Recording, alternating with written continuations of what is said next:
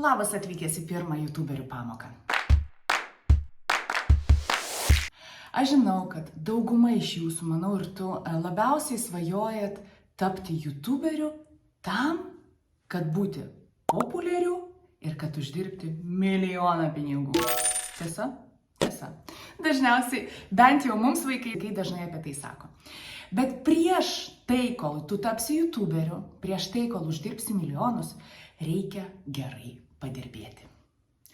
Mes pirmus savo pinigus iš YouTube'o pradėjom užsidirbti tik tai po metų vedimo YouTube'ą. Tai ar jūs pasiruošę esate tiem metam, ar ne, mes pažiūrėsime po 3 mėnesių, kaip jums seksis. Labai tikiuosi, kad su dauguma susimatysime visose absoliučiai pamokose. Na kągi, ką mums duoda YouTube'as? Mums YouTube'as duoda ne tik tai populiarumą ir uždirbti pinigus, bet YouTube'as mus moko tam tikrų dalykų. Kaip minimum filmuoti telefonu, montuoti telefonu. Šiandien dienai tokia profesija kaip content creatorius yra reikalingas beveik kiekvienam verslui.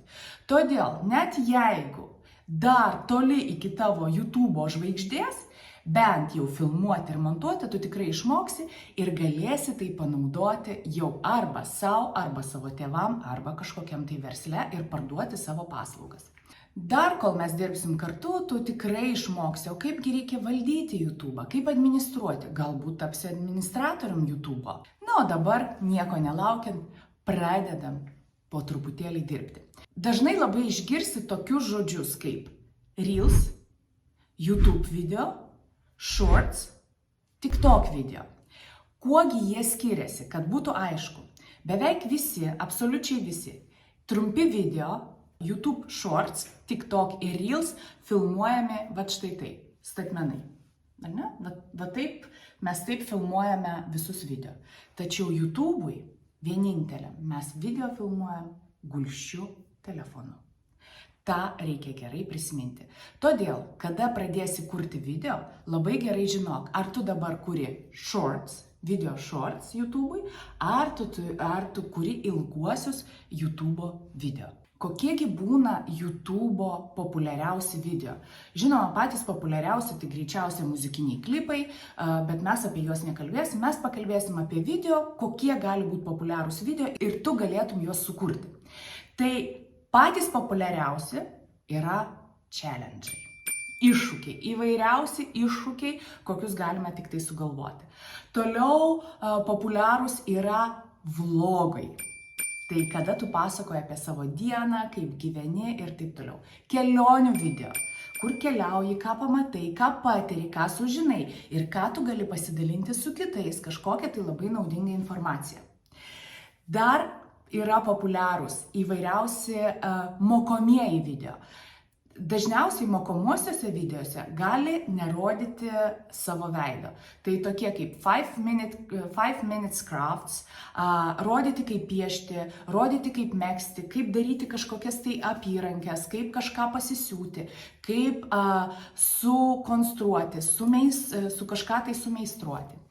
Ir žinoma, labai populiarūs tai yra gamingų kanalai.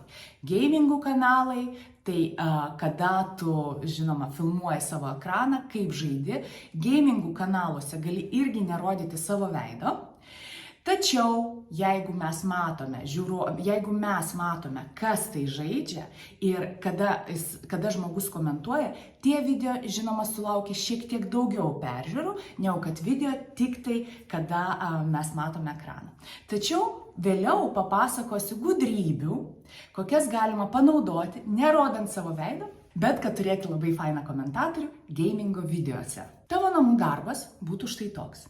Tau reikia atsirinkti tuos video, kurie tau labai patinka, kuriuos tu dažnai žiūri, tu matai, kad juose yra labai daug peržiūrų ir galvoji, kad tu taip pat galėtum kurti lygiai tokius pačius video. Ar tai būtų challenge'ai, ar tai būtų vlogai, ar tai būtų kažkokie informaciniai video. Pagalvok, kas tavo yra mylimiausias YouTuberis arba kanalas, nes mums reikia dabar su tavim išsirinkti, tai apie kągi bus tavo kanalas. Apie ką? Ką tu darysi?